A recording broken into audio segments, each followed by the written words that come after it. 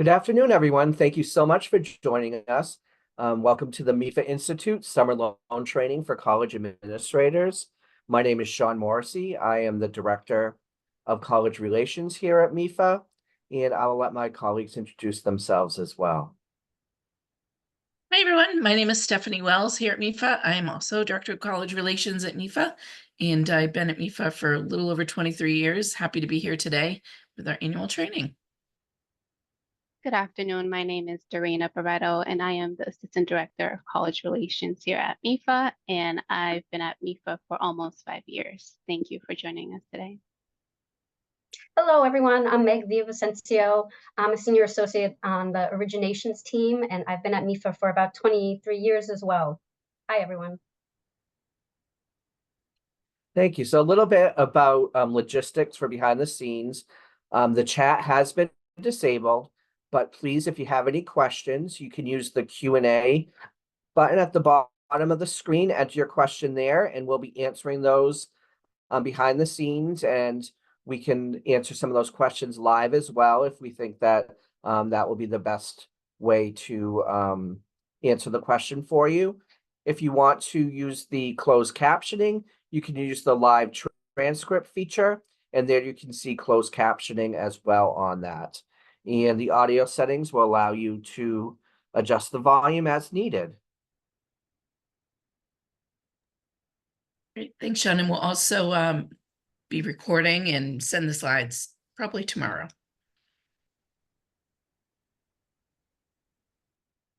So a little bit about MEFA. So I really like the way that MEFA was created. A group of colleges in Massachusetts went to the state legislature and petitioned that they create a body that would provide low-cost funding to students in Massachusetts to help fund their education. So that is how MEFA began. And originally, our loans were available only to students that had some kind of connection to Massachusetts. But now we're really proud that we can offer these loans nationwide without any type of connection to Massachusetts, and students can take advantage of our loans nationwide. And we've since grown from just providing loans to students to providing guidance, savings plans. We start with students right from the time that they are born with a baby steps program where we help students start funding their college savings plans and communicate with them throughout all of their grammar school, middle school, high school, with different types of curriculum to help them learn about paying for a college education. So this afternoon, we're going to be going over the new 24-25 interest rates and some details about the loans, the loan guidance that we share with students and families, different certification options for our loans. We'll be going over both ELM and portal options for loan certification. We're going to review some common frequently asked questions that we've received, and also how to deal with loan refunds and reductions in the loan processing. So first of all, I want to talk a little bit more about MEFA's comprehensive approach. I talked a little bit about this, where we start very early, promoting early awareness about planning, saving, and paying for college with our savings plans and with curriculum that we have available to families. We have live webinars. We have a lot of information, blogs on our website. We have a podcast on our website for families to help learn about planning, saving, and paying for college. We also have a lot of college planning information and trainings for college admissions and financial aid administrators. We have, this is part of the MEFA Institute, but we have a lot of MEFA Institute trainings. Last year, it seemed like we were doing a training just about every couple of weeks on FAFSA simplification as we learned new information about that. We try to share this information with both families and college administrators as soon as we have updated information. We also reach out and do training with high school guidance counselors that help students with planning, saving, and paying for college. So we try to cover as many bases as we can to get information to families and those helping them to pay for college. And we do this education at a grassroots level, and we try to support the education community as much as we can. In addition to our low-cost loan, we do have savings plans, and we talk to families first about all the different financial aid options that are available to them, and talk to them about borrowing as a last resort for them, and try to come up with other options for them to pay for their college. So an example of some of the upcoming webinars that we have for families, and we have these throughout the year. So right now we're in our, we try to do them in a timely manner for what is right on the forefront of families in their thought process and where they are in the college process at the time. So right now we have an upcoming webinar on comparing loan options for families. And this is to try to help families differentiate among the different college loan options and try to understand the real cost of borrowing and what some of the other options that they have available to them, so that they can borrow the least amount in order to get to their college goals. So we talked to them there about different payment plan options that may be available to them, how they can take advantage of savings and other options so that they can borrow in the most intelligent manner to go to college. In addition to that, we have a college admissions webinar that we've recorded recently that's going to be available after 6/26. And this is learning what admissions offices are really thinking when reading students' essays, evaluating transcripts, and making decisions on applications. We have an upcoming webinar about learning about public service loan forgiveness and how they can take advantage of that, in managing student loan repayment for graduating college seniors. We have that one coming up as well. All of the webinars that we have, we record those and then they become available on our website that families can then view them when needed. So we have a whole website that's filled with all the different webinars and recordings that we have, and the upcoming webinars are there as well that families can use these QR codes to register for those. We also have MEFA Institute webinars for college administrators. The one that you're on right now will be available after 6/26 on our website as a recording. We'll also send that recording out to you with these slides as well. And we are repeating this on July 17th. So if you have colleagues that would like to view a live webinar, there's another one coming up on July 17th. We also have an upcoming webinar on financial aid for college admissions professionals.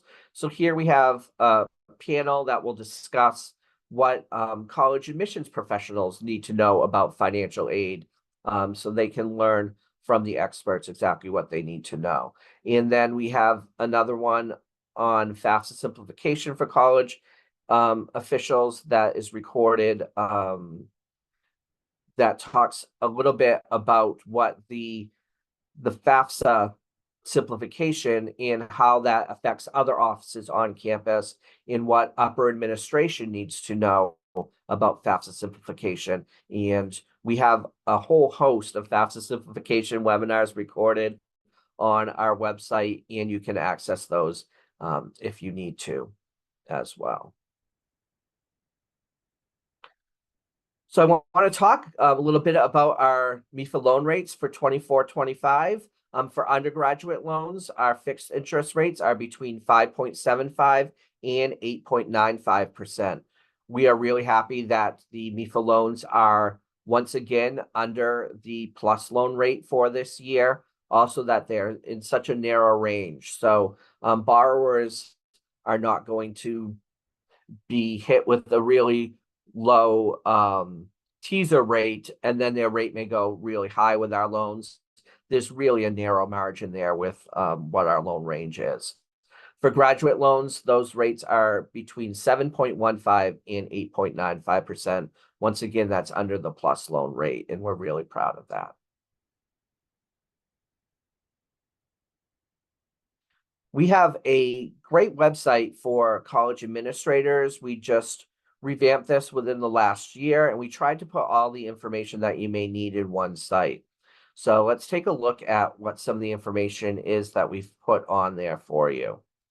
The first thing that we added on here for last year was all the information about FAFSA simplification.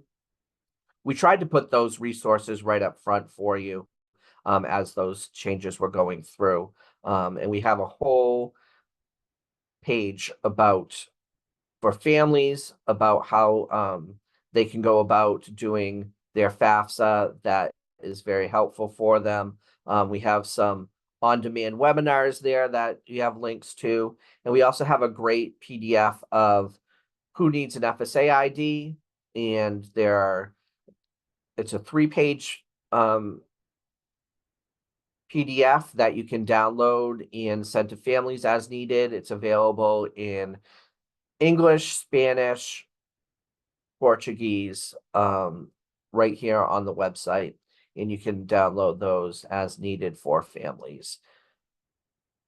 Then we have information about online loan certification, and there are 2 options. You can certify those through ELM or through our online portal. If you are certifying through our portal, you can log right into the MEFA online portal right here on our website. And we also have frequently asked questions here for both ELM and the portal. So you see that there will be different links for those to help you if you have questions about how to certify within those different areas. Also, if you are new to the MEFA online portal and you want to watch an online processing demo, you can click that link, and there is a demo there right online to bring you through how to certify as well. If there are new users in your office that you need to add on there, you can use this link right there to fill out a quick form to add new users. That's sent directly to us, and we'll set those up very quickly for you. If you need to modify your current user access or stop the access for someone that's left your office, you can use the modify current user access link right there. If you are needing to set up disbursements for a wire transfer and you're a portal user, you can use that link there. And also we have a school refund EFT transmittal form that you can fill out if you need to send in refunds. And it has all the information about how to do that once you click on that form and see that. We also compiled all the information about our loans right here on one page. So you can see there that for the undergrad loan, you can see all of the different rates based on what the different repayment terms that the family may have chosen. So based on those different repayment terms, there are a little bit different interest rate ranges. And the same for the grad loan rates. You also can see the loan eligibility here, what the criteria that the students need to be made, that they do need to be making satisfactory academic progress, and they need to be at least half-time, except during the summer semester where they may be less than half-time if they are going at least half-time during the rest of the academic year. You can see we have loan details here about the loan, that the minimums here, the maximum amounts, and that they're for one academic year at a time, and that most undergraduate students will need a co-borrower on our loans. And there are never any fees on our loans as well, and that's listed there as well. This also lists all of the loan repayment options, which are immediate, interest only, deferred, or deferred with co-borrower release. And we also have all of our disclosures and fact sheets right here, easy to click through and see what those disclosure statements look like. And Stephanie will be talking a little bit more in detail about those disclosure statements in just a moment. And here's our phone number and our email address to contact us, and our direct information for the whole college relations team as well. There's also a link to our MEFA Institute for college administrators with the upcoming training on here and some recorded webinars for you.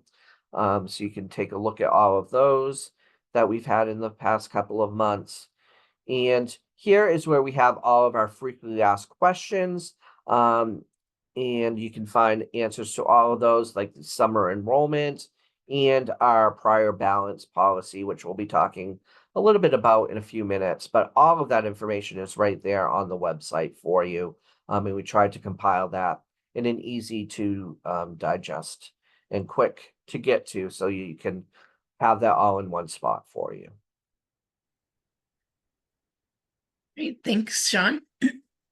So I'm going to talk a little bit about the guidance that we provide to families, which can also serve as a mini loan training, because we definitely are always about trying to get families to look at a comprehensive solution, combination strategies that go above and beyond just loans.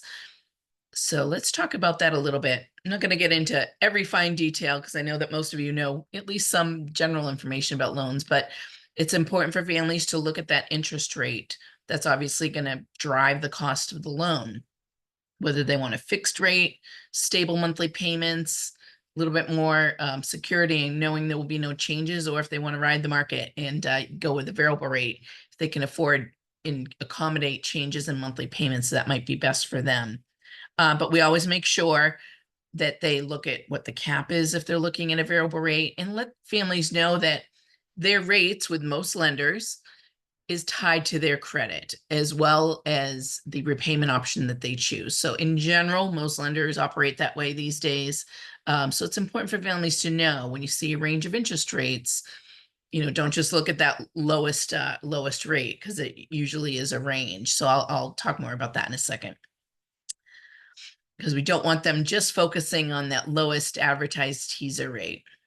The repayment term has a direct impact on the cost of the loan as well. So we want families to understand that if they defer a loan, that's great. They can do that if that's going to work best for their family, but it's going to cost them a little bit more.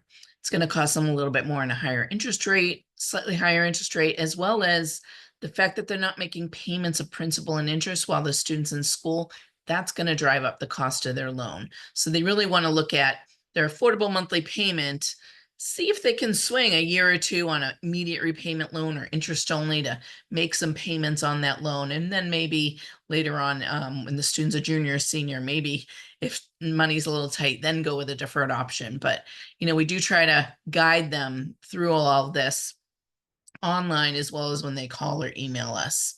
But it is important to know that most lenders have multiple repayment options, but pushing out those payments, while it might be convenient, it is going to cost them a little bit more. In some cases, a lot more. Also, one of the biggest questions I get when I'm talking to families, or I guess one of the most common comments, is from parents particularly, well, I'm just co-signing the loan. It's not my loan, it's the student's loan. And I always have to remind them that anybody who signs a loan agreement for any type of loan is equally responsible for that loan. So we really look at the co-borrower as the primary borrower on the loan, but the student is always a student borrower on the loan. So they have access to the loan information.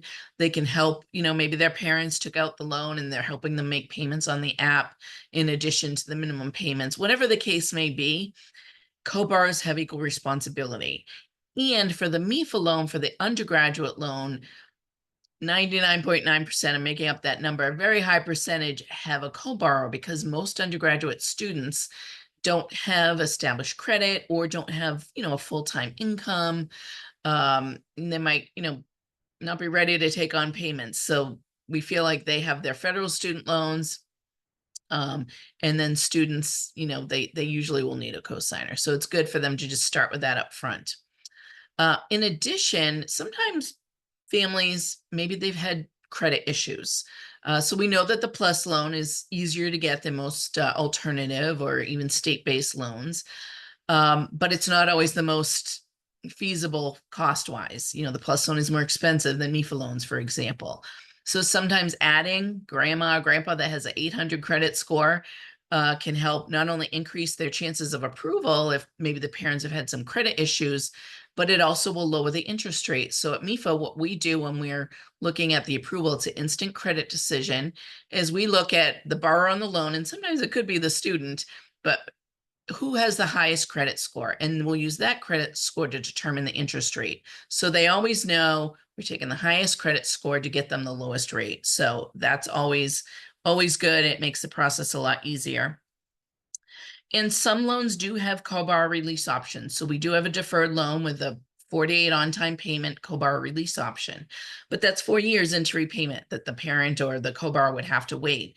So and that rate is a little bit higher. So I always am trying to, talk to families about looking at the lower interest rates, even if they do defer, that might not have that co-borrow release option, because the student, if they want to take over the loan or if they're able to, they can always apply for a refinancing loan somewhere down the line.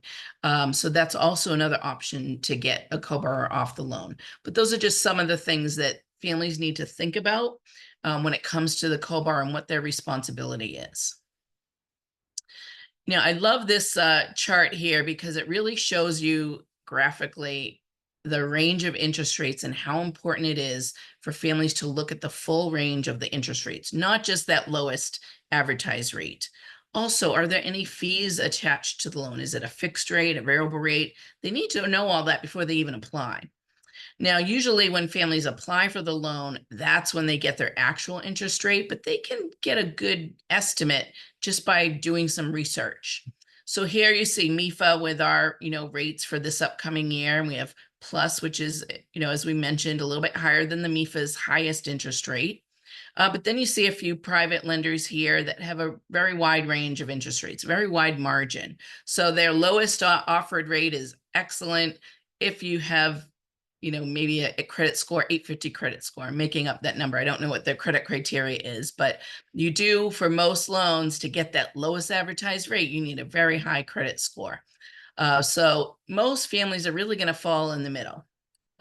So even just by looking at this, I should be able to see quickly, well, kind of where might I land? And maybe I'll be a little bit higher or lower. So here we can see what the mid-range point is. This isn't the average interest rate. This is just the mid-range point based on these tiers. So with MEFA, the mid-range is 7.35. Okay, Plus does not have a tiered rate, so it's always going to be 9.08. So still, much higher than the MEFA loan. But then if we look at the private loans that have, a little bit higher range, you're not looking at a 4% rate. You're really looking at maybe double digits or almost 10% interest rates when you start looking at that middle of the range here. So just by looking at it in this way, families can get a better sense of the true cost of that loan and what they're looking at versus just the lowest advertised rate. And we also encourage families to look at the disclosure statements, all that fine print. There's a lot of good stuff in these disclosure statements. So every lender is required to provide this disclosure statement application solicitation disclosure on their website before the family even applies. Once they apply, they'll get a new disclosure statement with their actual rate and payments based on the repayment option they choose. A few things for people to think about, colleges and families. Is that easy to find? Here, I'll just show you the MEFA disclosure. It's right on our loan page. It's also on the college administrator page. So you can easily find it right here. Click, and there's our PDF. Now, every lender is required to show families and borrowers the range of interest rates for fixed and variable rates, as well as the $10,000 example at the highest rate for each repayment option. What is that total cost going to be? What is that interest rate going to be, so that they know kind of the worst case scenario. By law, we're required to show them the federal information, as well as in this, you can see it shows the federal rate because the Plus loan doesn't change till July 1st. So that will go up to 9.08, as well as the undergraduate loans. And if there's any other details, rates, fees, things like that. So here's an example of the MEFA disclosure, just zeroing in on this little section here that shows the total cost of each repayment option at the highest interest rate that a family or a borrower might receive.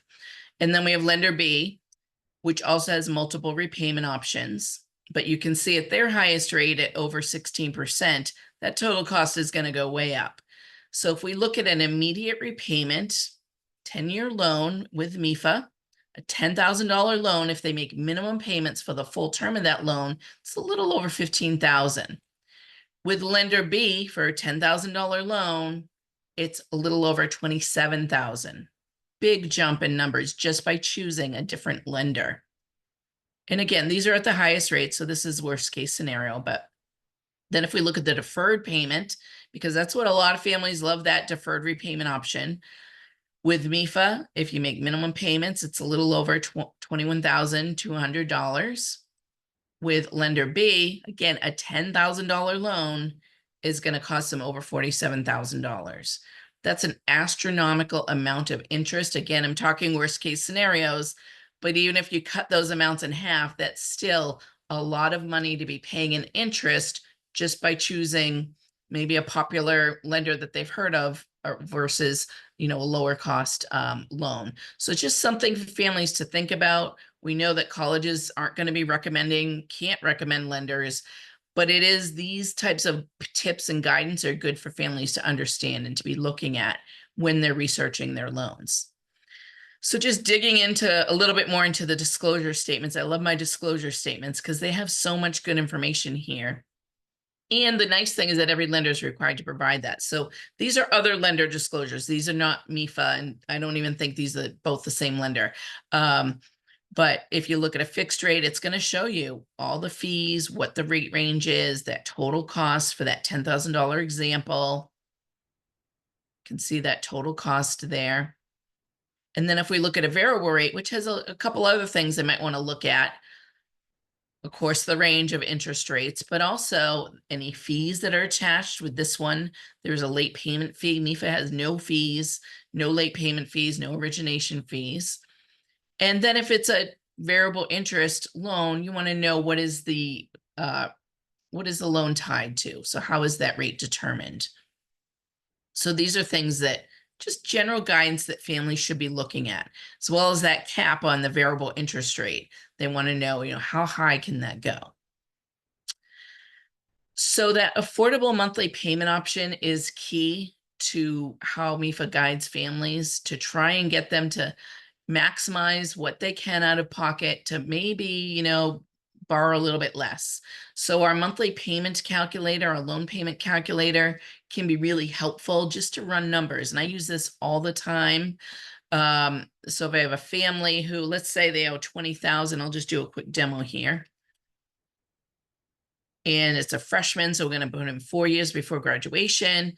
And I have very good credit, so I'm just going to put myself in the middle. So we'll look at our mid-range rates as we're talking about those and hit calculate. And that gives you an estimate of what the monthly payments will be in school and after the student graduates for each repayment option for $20,000, as well as that third row, which I like to zero in on when talking to families, maybe scare them into borrowing a little less, what that total cost of the loan is going to be if they make minimum payments for the full term. And of course, the interest rates are key, critical thing for them to look at. So I'll look at the amount they owe, and then I might say, okay, well, you have a little bit in savings. So let's take $5,000 off the loan, borrow 15 instead of 20 and recalculate.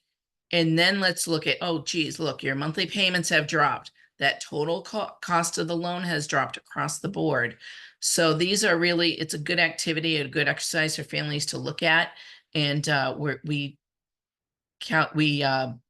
counsel families this way whenever we're speaking with them.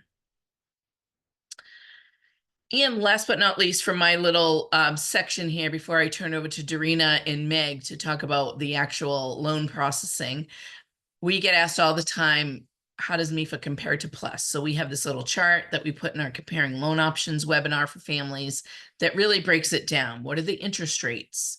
What is the APR? PLUS loan does not disclose in the APR. Is the student on the loan? Obviously, most of you know with PLUS, the answer is no. Who's responsible for that loan? And can the cosigner can you know, the PLUS loan be transferred to the student? It cannot, because they're not a borrower on the loan. A student can't consolidate their parents' federal PLUS loan, for example.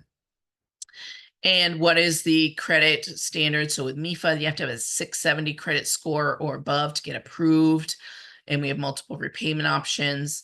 Now with the PLUS loan, we have 10 and 15 years with MEFA, but with the PLUS loan, they're going to be started out on a standard 10-year repayment, immediate repayment while the student's in school. But parents can call the loan servicer to get those payments deferred if they want. You know, there's consolidation and repayment options that they can look into to extend repayment beyond those 10 years if that payment is not affordable. With both of these loans, students need to be enrolled at least half-time. There is death and total disability loan forgiveness for the student on the MEFA loan, as well as for the parent and the student on the PLUS loan. So that is a question that we get from time to time. Now, although families do need to file the FAFSA for the PLUS loan, they do not have to file it for the MEFA loan, but we always encourage families, file that FAFSA, regardless of how difficult it might have been this year. It's going to get better, hopefully, knock on wood. But definitely file it to make sure they're maximizing what they can get in federal, state, and institutional aid before borrowing.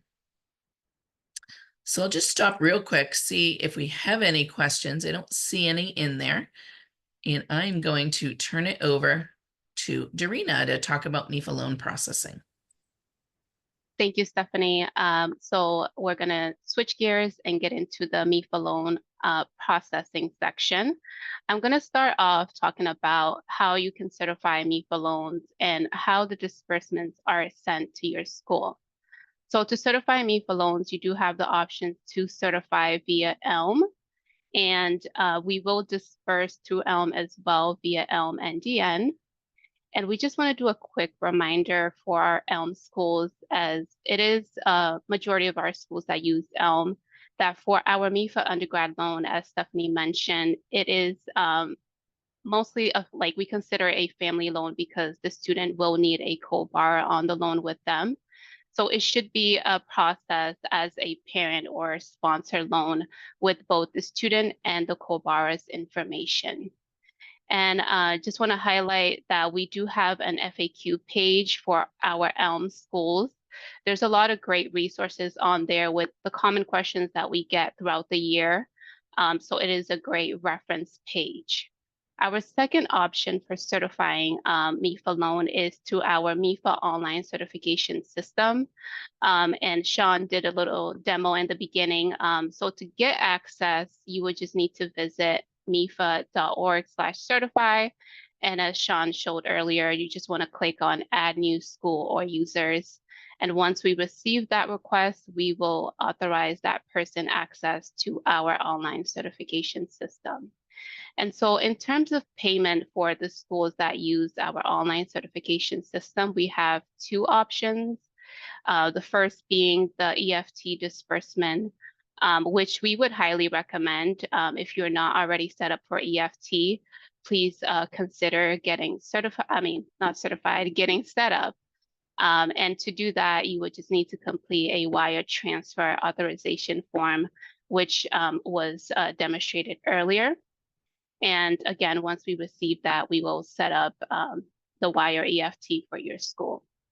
The second payment option, which is the default payment option if you don't get set up for wire EFT, which is a paper check that will be sent directly to the school. We also have a FAQ page for schools that use our online certification system. Again, highly recommend checking that out. And if you notice there's a question that you would like to be on there for you to be able to reference later on in the year, just email us at mefacertify@mefa.org, and we would be happy to add that to the page. And before we move on, I do want to acknowledge that we do have some schools that currently utilize our online certification system that uses ScholarNet. And I just want to state that unfortunately at this moment, we don't work with ScholarNet for loan certification and disbursement, but it is something that we continue to advocate for the future. And as soon as we have some updates in regards to that, we will definitely share it with you all.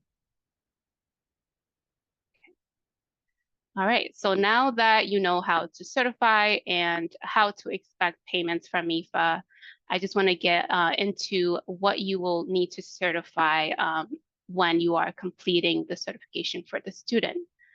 So when certifying, whether that's on Elm or on a MEFA's online certification platform, you are certifying and ensuring that the student is enrolled at least half-time in an accredited degree granting program, and that they're making satisfactory academic progress as defined by your institution, and that the amount certified is equal to or less than the cost of attendance, less other financial aid received for the academic period that the loan is being certified for.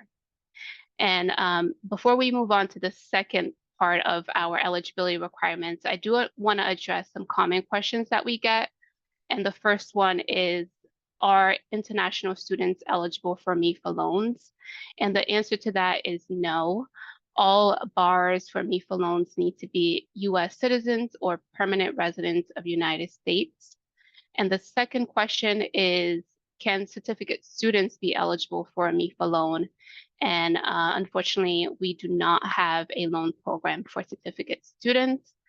And the third question is kind of a second parter, is what is our minimum requirement? And that is minimum loan amount requirement, and that's $1,500. And we get asked as a second part to that is, can we certify for less than that minimum amount? And the answer is yes. We can disperse up to $750. And that is the most common questions we get usually for certification. And if we can just move on to the second part, Stephanie, next. And the two most common questions that we get usually during this part of the year is, what is our summer loan policy? And Sean did touch base on this, but I'll just go over it fairly quickly, is if a student is currently enrolled at least half-time during the academic year, they may borrow a loan for the summer term. If they are less than half-time for the summer session, when you are completing the certification, you would just need to use their enrollment status for the academic year instead. And then in regards to our prior balance policy, a MEFA loan can be used to cover a prior balance for the previous semester. At the time of certification, the student needs to be enrolled, intending to enroll, or have completed a degree.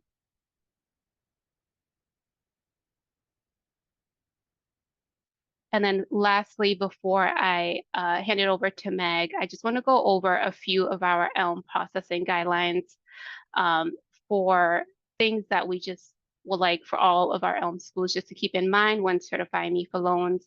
As I mentioned earlier, MEFA loans for our undergrad students should be processed as a parent or sponsor loan. And when you are certifying a MEFA loan, the certified amount should not exceed the cost of attendance minus other financial aid received. And when you are reporting the value of other financial aid received, it should not include the MEFA loan. It should only be federal aid or any scholarships that the student is receiving. And then something new that we're seeing, and we just want to make the schools mindful of this, and it's a very small case, is where one student has multiple applications that they completed on the same day, and the certifications are sent to the school, and the schools also process all the certifications at the same time. We're seeing an error where the information causes a mismatch between the existing certifications. So we've worked with ELM, and they've provided some recommendations that we just want to highlight today. So if you do see a case where a student has multiple certifications, we would just recommend the following. Manually certify the loan on M1 if you're able to do so. Certify the oldest request first and make sure that goes through before certifying the newest request. or certify using the lender common unique ID from the initial request if you are able to do so. And lastly, if you do process it all at the same time, just check to make sure that it reflects correctly in Elm. And if it doesn't, please get in contact with us so we can help make the correction. And lastly, this is not something new. This is a common line error that I believe all schools are familiar with by now for Elm, is that you cannot enter a value that is over 100,000, whether that's the cost of attendance, other financial aid received, or loan amount. So our workaround is for the small amount of schools that find themselves in this situation is to use our MEFA portal to certify those loans, and the information will flow into Elm with no issues, and we will still disperse the payment via Elm NDN. And I will go ahead and pass it on to Meg for loan amount and changes. Great, thanks, Darina. So we're going to talk a little bit about making changes to the loan amount. So before disbursement, decreases can be made up until 3 days before the disbursement goes out. We're going to talk a little more about the timing and when things get locked on the next slide. In terms of increases, you can request an increase up until the final disbursement. Then once after disbursement, a decrease in the loan amount would need to be handled by a school refund. And again, an increase can be requested up to the original amount the borrower requested up until the final disbursement. Once the loan is fully disbursed, even if the borrower had requested a higher amount than was certified, the student would need to apply for a new loan if they need to make an increase. One other thing about the increases that we wanted to point out is that it's a manual process on our end, and we need to update the cost of attendance and estimated financial aid. So if you're trying to increase after the initial certification, it's best to reach out to MEFA directly so that you can provide that information, and that's the fastest way to get it to go through.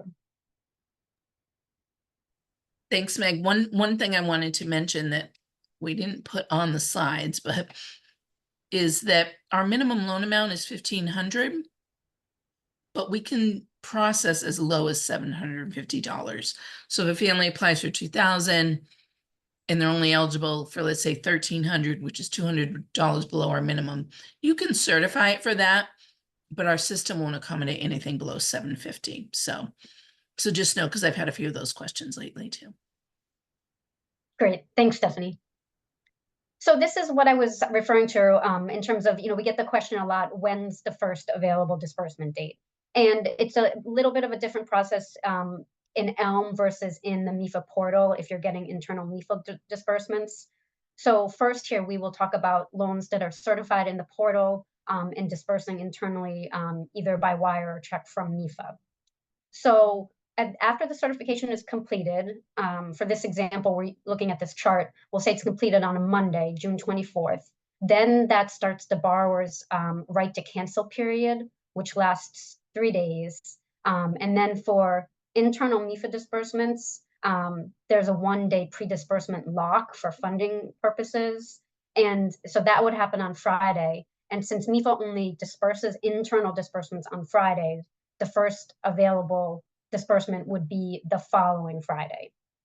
So, and one thing to note about the lock period, sometimes if you're looking to make a change, like say you're looking to reduce the loan, but it's already locked, there are situations where we're able to pull it off of the lock, and then we could reduce it as long as you are okay with it going out like the following Friday. So if that comes up and you'd rather,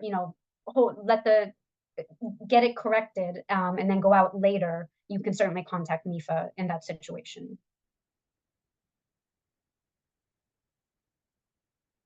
Yeah, I would definitely recommend giving us a call in those situations because it's a matter of hours sometimes, right, Meg?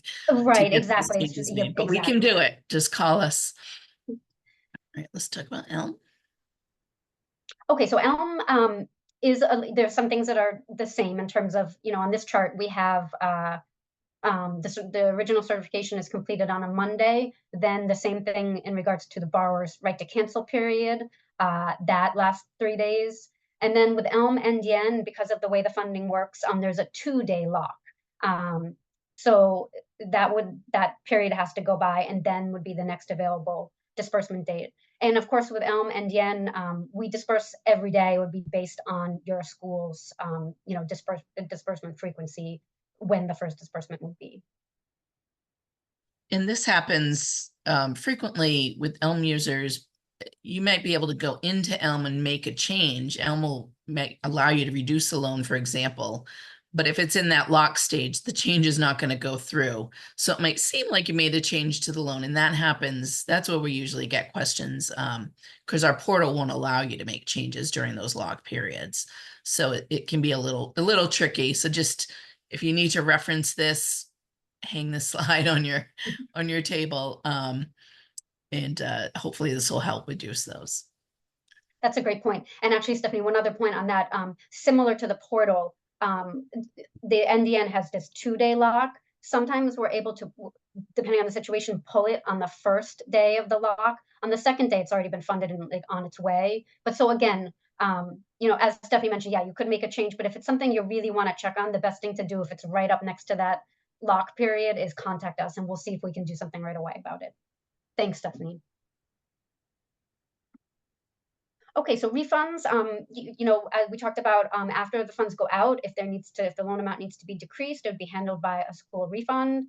Refunds can be sent the same way the disbursement goes out. So Elm schools can send refunds through Elm NDN.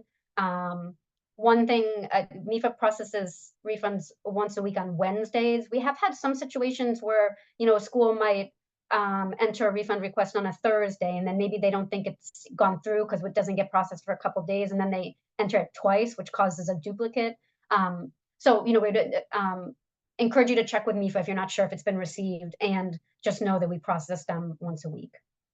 And then, so for funds that are dispersed directly from MEFA, whether by check or wire, you would send it back to MEFA directly. We have a electronic refund process, which Sean went over, or you can send a paper check to our office in Boston. And again, all refunds processed on Wednesdays, and the interest will be reversed on the refunded amount. Great, thank you, Meg. That was great, and thank you, Darina. Just wrapping up here, we'll go over just a couple more things, but if you have any questions, please type those in the Q&A. We haven't had one question all webinar, so either we're doing a really good job or we're making you more confused. I think it's because it's pretty easy to understand, but we'll send you these slides, so you'll have all these links, but MEFA has a really great podcast. Connect with us on social media, encourage your families, and now that you've registered for a MEFA webinar, if this isn't your first one, you're in our loop. So you'll find out about other programs that we have coming up. But we always like you to know everything we're doing at MEFA beyond the loans. We do one-on-one Zoom appointments with families where they can share their financial aid offers, and we can help them create a strategy on how to pay that bill. And the amount of FAFSA questions and webinars and one-on-one meetings we've had this year has been through the roof. So we've been able to make a dent in FAFSA completion here in Massachusetts. We're really proud of that. So we do a lot of things beyond loans, but just want to let you all know about that. And please connect with us if you're on any of these social channels.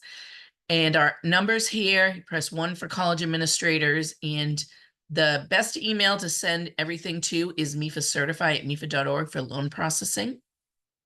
Or you can always just give us a call, whichever is easiest for you. And with that, we're going to open it up for Q&A. And we have a question here. Sean's going to type in the answer, but I'll answer it again because we do get a lot of questions about it. It's about ScholarNet. So we were just at NASFA last week. I think we saw some of you at NASFA, saw some familiar names.